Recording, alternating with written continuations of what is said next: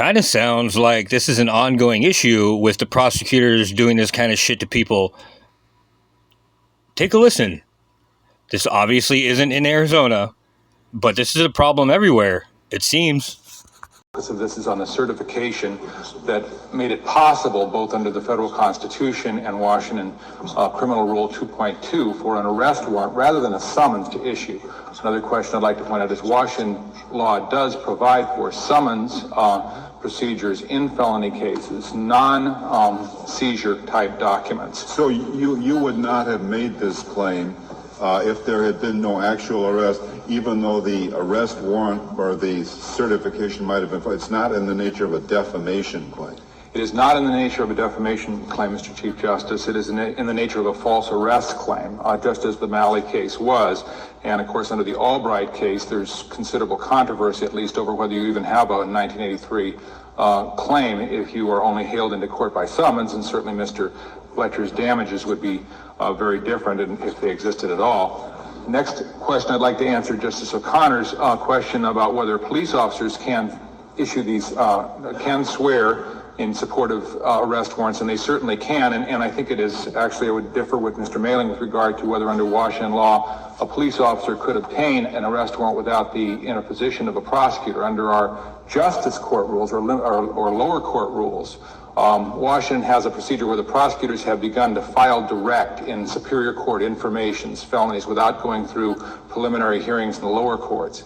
In our lower courts, the district courts and municipal courts, we have a criminal rule for the courts of limited jurisdiction 2.1c, which provides even citizens can issue complaints, and those complaints can be followed by arrest warrants, again, if a complainant swears under oath to facts that make out probable cause. And what is the jurisdiction over, what kind of criminal actions do those lower courts have jurisdiction over?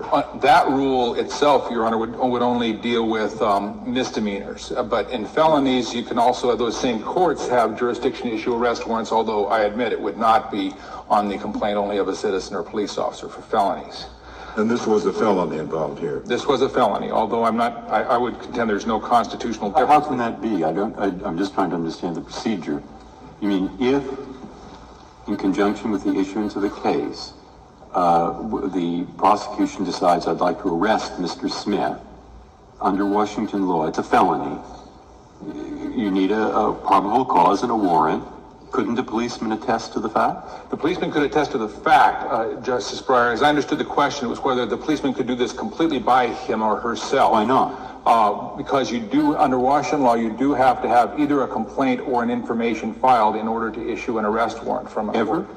I mean, if a policeman's walking down the street and he sees a crime, can make a warrantless arrest. But, well, he knows there is a crime going on and he wants to produce a warrant, and he goes to the magistrate and says, please give me a warrant.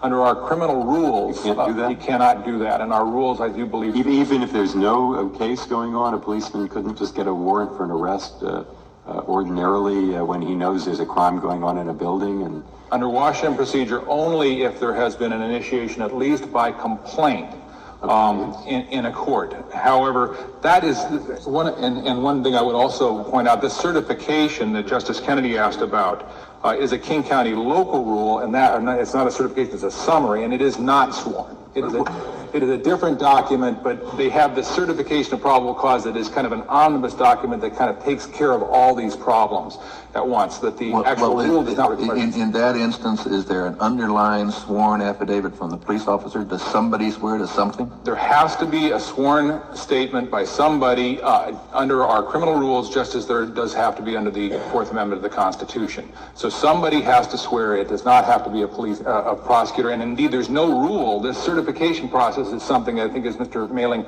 acknowledged in many of his statements, is grown up informally. It's not provided for by rule or statute anywhere. The prosecutors have just decided they're going to do this. And this